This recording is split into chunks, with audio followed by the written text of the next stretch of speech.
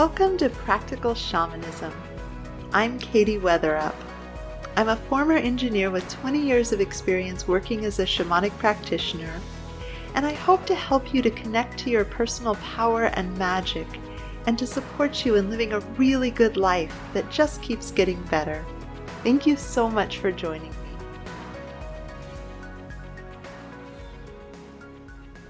Up until very recently, humans tended to specialize in particular things. And so when it came to work, they would have a particular skill set that integrated with the rest of the family unit or the rest of the community. Or they would live perhaps a secular life where they were earning money or growing crops, or a spiritual life where they were a priest or a monk or a Buddhist practitioner who spent their time meditating and living a temple scholar life. And so as a result, we had people in the past who usually had some chakras that were more fully expressed and more developed than others. For example, the Buddhist monk who took the vows of poverty but spent a great deal of time in meditation and reflection and chanting could expect to have a really vibrant, open, amazing crown chakra. And in doing loving kindness meditations, this massive transpersonal heart-centered compassion, but they weren't working with the nitty-gritty of earning enough money. Someone else in the religious order handled that, and so they wouldn't have developed their root chakra in a way of managing energy exchanges. It got to kind of relax and hang out and not be as involved because they were specializing in upper chakras. And this is a little bit more of an extreme example, but for a lot of us, we had areas of specialty. And when it comes to people who've lived a lot of lifetimes, it's okay if you don't believe in that, but go with it with me if you would as a metaphor, even if it's not something that you've completely made up your mind about or that resonates for you. You could look at this as an ancestral legacy, for example, if past lives don't really resonate as a framework.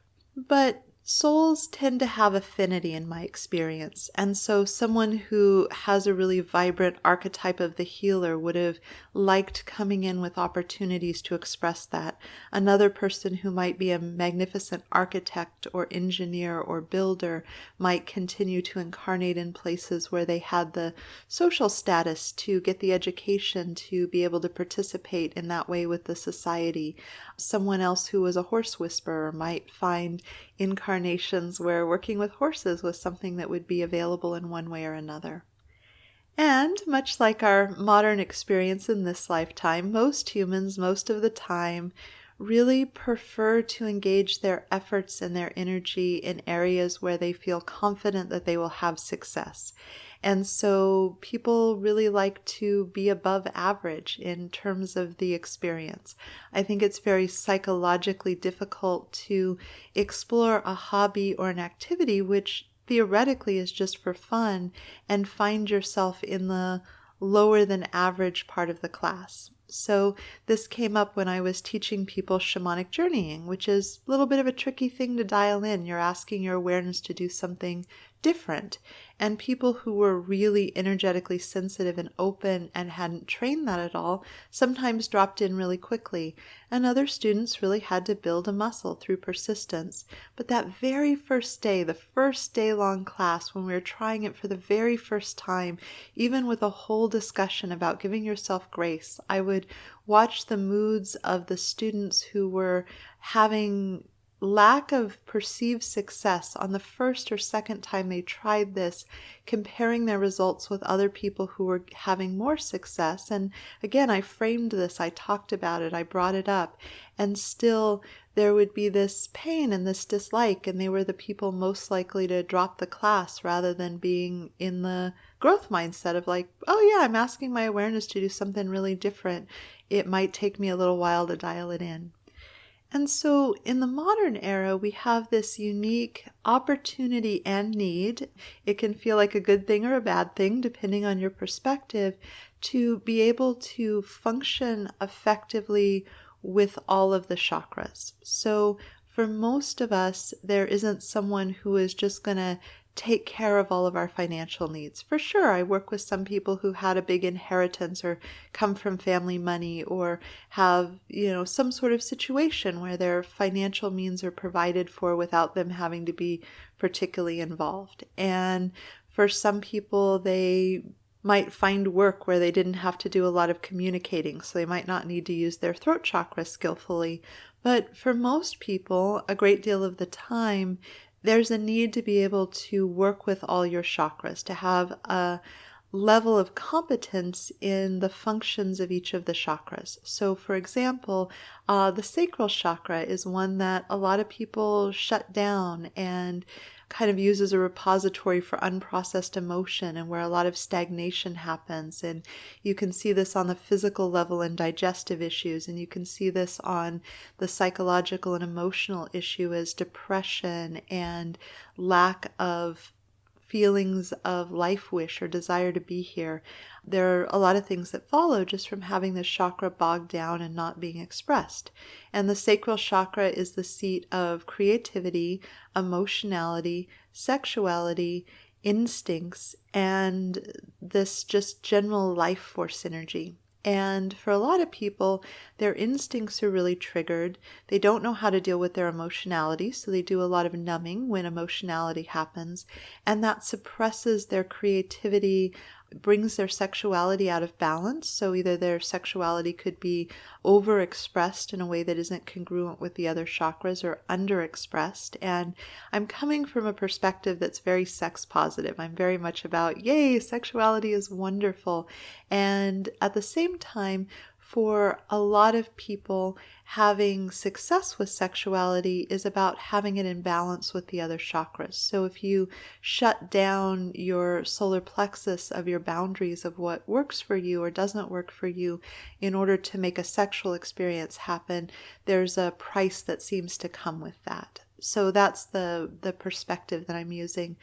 But as a result of damping out emotionality and perhaps anxiety and overstimulated instincts, people lose access to their vitality and their desire to be here and their love of life and their life wish and their creativity. And the sacral chakra is really where we get inspired action. So a lot of people are really visionary. They're lit up in their upper chakras. They see an amazing picture. They have a book they want to write. They have a business they want to develop. They have a talent they want to explore. And yet they might not take action. They might talk about it and talk about it and think about it and dream about it and long for it. But sitting down and hammering out a book, I've done several, so I know how much goes into that. But there was this passion and this vision. But at the time that I wrote my first book, I was coming off of doing some deep, effective work with my second chakra, my sacral chakra. So I had gotten the energy moving and flowing, which allowed me to translate this vision that came from my crown chakra and my third eye into inspired action where I was passionate about it to, come home tired from a day being an engineer and still throw some words on paper knowing that I could edit them later. And so there's a need to be able to work with all of the chakras. And when we have chakras that are over-functioning and chakras that are under-functioning, that's when our results in life kind of come out of balance in a way. And so when people, for example, have a lot of early trauma and lack of needs met in childhood, it's really good to go in there and do some deep healing on the first, second, and third chakra, because those are the ones that are most impacted. It's not good for any of the chakras, but those are the ones that don't have the chance to develop properly. And if you get those back online and vibrant and functional, you have a lot more success in areas like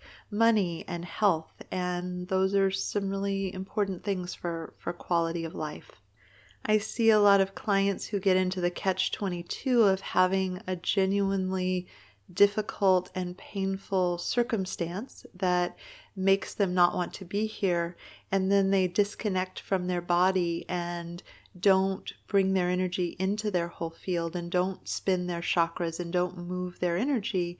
And it becomes this catch-22, but because they're not fully embodied and activating their power, they're much diminished in their capacity to make circumstantial changes that would get them into a situation in life that would really work for them. They don't have the skill or the passion or the energy or the insight in order to make these shifts. And so one of the things I want to invite you to explore, if this is resonating or kind of lighting up for you, is just spend a few minutes sort of speculating on where your chakras are most developed and where your chakras might be least developed. And if the word chakra is kind of throwing you for a loop, just think about areas of life skills. And so I'm going to walk through them pretty briefly just for context for anyone who's not as familiar with these 7 wheels of light. These are the primary chakras. There are a number of other chakras and secondary chakras, but we're going to deal with the main 7 that are most popular. So the root chakra is about safety, security, well-being, and in modern parlance, a lot of times that means having enough money. That's a big piece of that. As I mentioned, sacral chakra, all those cool things, life wish, creativity, emotionality, instinct, sexuality. The third chakra, the solar plexus, is our mind. And our mind that's the thinking mind. It's not the subconscious, but it's the chatter that we have going on in our heads. And it's our ego and our sense of self and who we are in the world and information about what is and is not okay with us. And a lot of times this chakra gets a bad rap because it's not very enjoyable internally or externally to deal with someone whose chakra is out of balance at the solar plexus level. They tend to be reactive. They tend to make up stories, take offense where none is intended, have some real, just it's hard to interface. Maybe this is the person who's doing a lot of name dropping or virtue signaling. So there's kind of an annoying factor which makes people not be as loving and compassionate toward the chakra as possible. But when it's in balance, it's a magnificent clarity about what works for you that is a marvelous compass for efficiently deciding and sorting about the world, because there's an abundance of people, there's an abundance of career options. We can live in different places. I work with many clients who live in the United States and Canada who weren't born in either of those places. There's so much opportunity to choose what you want to do with your life that it's a sorting problem. How do you effectively and efficiently align, and just knowing what your deal breakers are really fast so that you don't try to work across them helps you just take a bunch of options off the table that are intolerable. And this again is an example of a healthy solar plexus, a reactive one. One of the things where if someone can only tolerate like 3% of the humans on Earth and is upset with all the rest of them, that's, some really deep wounding. That's not a healthy third chakra. So we're talking about people who, are in balance and in clarity. And this isn't bullying all the other chakras and kind of taking over, and it isn't collapsing. So this is a complicated one. And then there's heart chakra, loving, authentic connection, caring about people. Throat chakra, communicative. And this is not only how you talk to other people and how effectively you can communicate and be understood, but also how you talk to yourself. So somebody who has really negative self-talk is going to have some issues with this chakra as well.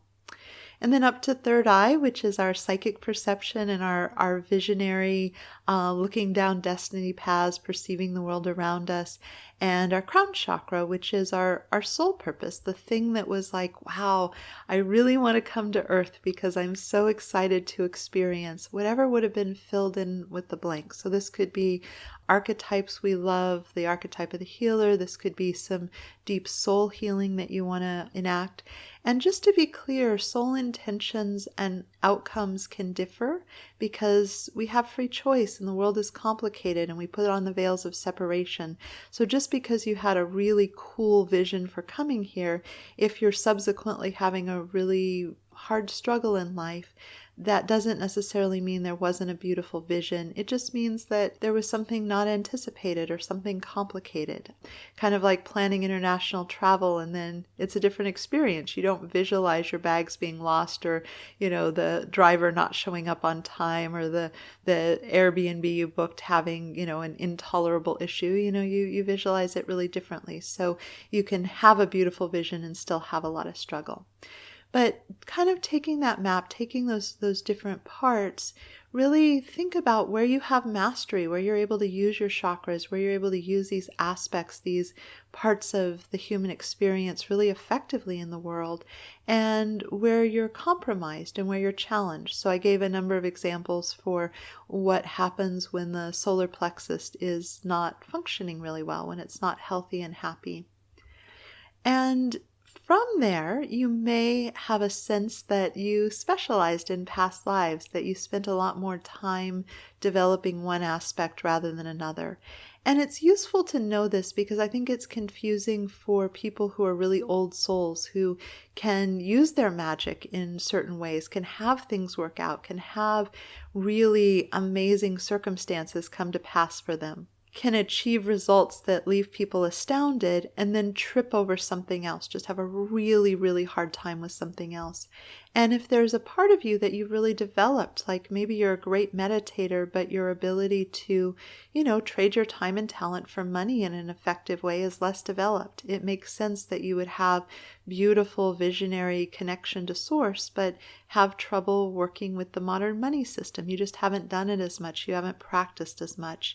And a lot of times souls are looking for a full spectrum experience. So they're looking to be on their growth edge, to experience things they haven't done before. And so there's a nature of forward progress. Let me not just live in the same place over and over and over again, but let me move around the world. Let me have some different experiences. There's some merit to meeting a friend or a lover who you're meeting for the first time. You don't have all this soul history where you cast each other as the villain or the dedicated mate or all these other things. Like, there's a sweetness and a soul familiarity, but there's a beauty to being with someone who you're choosing for contemporary reasons rather than love that your soul has that your human self doesn't remember in this lifetime. Both are good, but wow, it's amazing when we're really choosing the things that are right for us for exactly who we are now. And so this brings me again around to the reality of the modern era is most of us have to be at least competent at the full spectrum of things. There are less opportunities to be really under-functioning in one area and over-functioning in another and have a lot of success.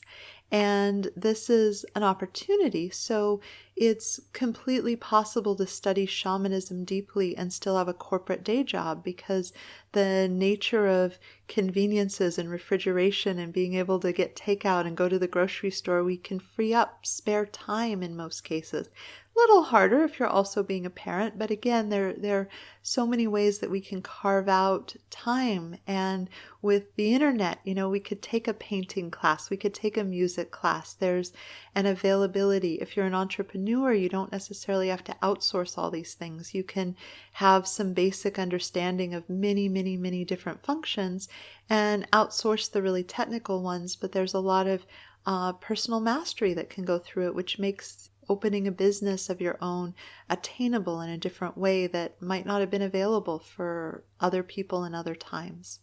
I grew up on a farm and we did all of our heating with wood, and it was the job of the children to go fill buckets with these 2x4s that were left over from construction sites to burn in the wood burning stove, because my parents could, get those for free. They just wanted someone to haul them away and it would keep our house warm. And there was a lot of time and energy and focus that went into hauling enough wood and keeping the fire going and getting the fire going. And it was still really cold unless you were right in the room where the fire was going in this house. So you can see there was just a lot more overhead to the fundamental need to have enough warmth to be well that I don't have in my modern life, where I just go flip a switch and the electrical grid gets right to work on it. So there's some real beauty in that, but there's also some real stress that comes in because people don't like having to do something that they're not good at. For example, if people have a lot of stress and anxiety and lack of skill around their finances, instead of sitting down and going like, oh wow, I really need to educate myself. How do people get into financial balance? They're way more likely to avoid looking at their accounts. Like, there are people who have a ton of late fees just because it's so stressful to get present with their credit card debt that they're not looking at it often enough to manage it in an effective way. And so one of the things that's most powerful to cultivate is, instead of a fixed mindset, which says, I came in with the skills I came in with. I'm good at what I'm good at. I'm not good at what I'm not good at. I can do the things I'm good at. If it comes easily, great. If not, too bad. It's not for me. Is to come in with a growth mindset, with the fact that we have this amazing access to people teaching us to do things. We have, YouTube videos. I can go in and learn how to set up a solar solution for heating my hot tub in the summer with, a 9-volt pump and some irrigation hose. There's so much resourcefulness that's available. The big questions that people deal with. I'm not sleeping really well. I have anxiety. So many people have those problems. There are books and books and books on Amazon, and suggestions and wisdom and 10 tips on blogs. There's so much available to us where we can build on other people's innovation. People love to teach things. There are so many people who are going on YouTube for fun and for free. And, obviously I'm sitting here talking into a microphone for a podcast that's not monetized. Like, people aren't paying me for this podcast. It's coming out of this love of wanting to share messages from the guides. And so there's all of this available. And so the invitation is to cultivate growth mindset. I don't know about that, but being competent at it would really improve my quality of life. So, kind of like they made you do high school algebra. I happen to be a math geek. I got along with math really well, but for most kids, high school algebra isn't their most fun highlight of high school. I'm geeky and weird in the way that I liked it as much as I did. And yet, high school students across the nation pass high school algebra because it's been deemed part of the curriculum. Learning to think in this abstract way that doesn't come naturally is deemed an important part of being able to function in modern society. And the skill of being able to master something that you didn't already know is a really important one. So what you learned in passing high school algebra is something that could be a really useful skill. And as an adult, doing it, perhaps not kicking and screaming, but more with a sense of being committed to the outcome. So there are things that I'm not that interested in, like video editing, but there's some video projects that I would like to be successful at. And so if I watch some YouTube videos, I can have a real 101 competency. I don't aspire to be magnificent at it, but I can improve my outcome with just a little bit of training. So if you're super creative and you have a business idea and you don't like the business side of things, there may be an important discipline of sitting down and developing a competency. And going back to the chakra system, if you identify the chakras that chronically underfunction, you can put attention on them. Like, I always pay attention to keeping stagnation out of my sacral chakra, because when that is vibrant and open and flowing and moving, my experience of how much I like my life and how much I can manifest and how things just go so much better. And I know that there can be a tendency for that chakra to stagnate, so it's something that I pay attention to. Whereas I'm immensely communicative, so I don't worry a lot about continuing to upgrade my talking skills. I'm geeky about it, so if something comes my way, I'm interested. But that's a chakra that is really open and fully expressed. It wasn't always. I had kind of the usual filtering myself as a child and kind of working with balance and being able to communicate in ways that people could hear. So there's been development of that chakra, but at this point, it's pretty well actualized. It's very aligned with what I need and want it to do. And so it's a little bit of a challenge. Like, everyone loves to play to their strengths. Everybody loves to do the things they're good at. And yet we have people who are good at like everything under the sun you could imagine, and they're teaching people how to be good at it as well. And so if you go in with that growth mindset of, I don't know how to do the thing, but I can learn. I'm a capable person. I've learned a whole bunch of things in life. If I've been able to get on the internet and listen to this podcast, that's a whole bunch of learning right there. And so it's something that kind of a mindset that needs tending, because we default often to fixed mindset. And if we're in growth mindset, our outcomes are so much better. If we have the self-trust of, I can learn things. And if I'm having trouble learning it, I might need a different teacher. I might need a different approach. I might need some one-on-one support.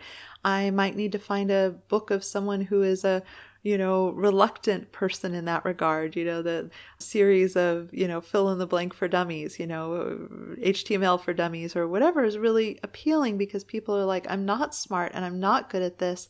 And I need you to really break it down and not be talking to somebody who's already skillful and knowledgeable. So tell me what all the jargon means and really break it down for me. So I want to offer this invitation that it's a blind spot that we often have where we've just specialized in other lifetimes. So we're magnificent at some things and not so good at others. And you can find this in your family of origin too. You may have been brought up with a family that really valued education, and so your ability to navigate education opportunities is much more developed than a family where that wasn't something that was valued, or a family that was really capable with money. You would have absorbed some good skills. And if you didn't, then it's good to go out and find those. Every family has something that they're a deficit in.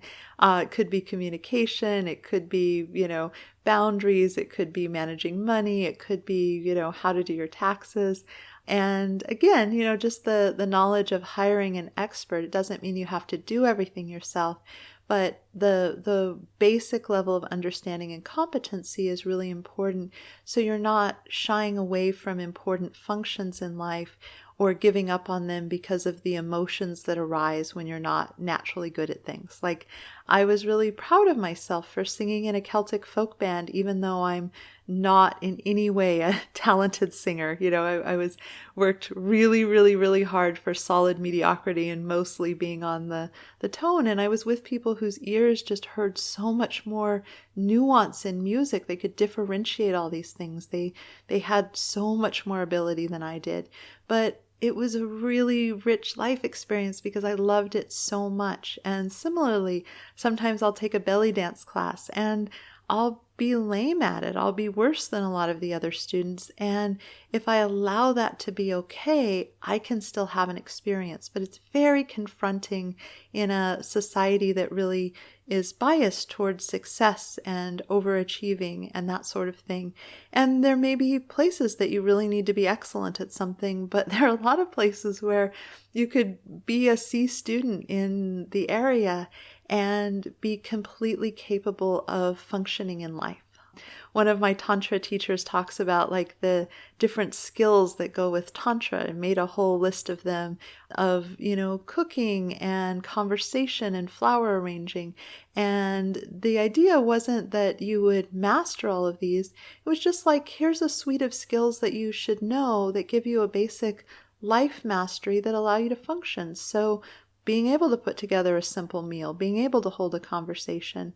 And the modern world has a different list, some basic graphic design skills, communication skills, the ability to do time management, the ability to calm your fight or flight, overcoming shyness. Like, these are some things that are learnable, that can be worked on. I was an incredibly shy person growing up, just painfully turning bright red, when I had to talk to somebody I didn't know. It was excruciating for me.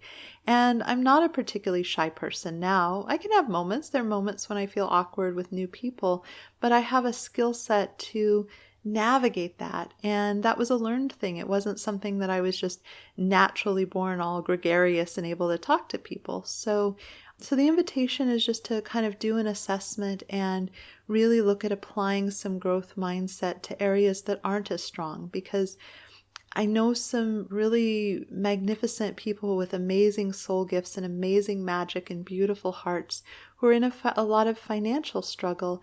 And some of that is just developing the mastery of the root chakra so that they can function in the modern economic system in a way that's needs met and doesn't take all of their time and attention. And it's just not going to flow as effortlessly as some of the things that they did over a lot of lifetimes. And so I hope that this is helpful and kind of inspires you.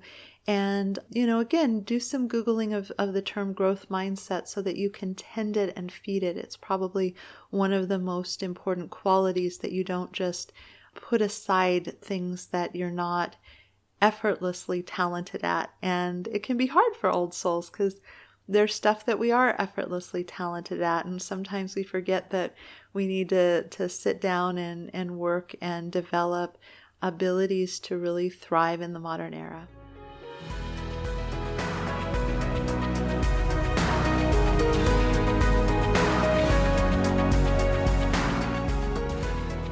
Thank you so much for joining me. To learn more about me and my work, please visit my website at handsoverheart.com. There you can join my mailing list for access to free bonus content in the members-only area. If you've enjoyed this, please consider subscribing and leaving a review. It would help me out a lot. Also, a special thank you to my patrons for your support. You offer me the time freedom to work on passion projects like this one. If you'd like to receive personal shamanic support from me and my team of guides, please consider joining my Patreon community. You'll find the link below.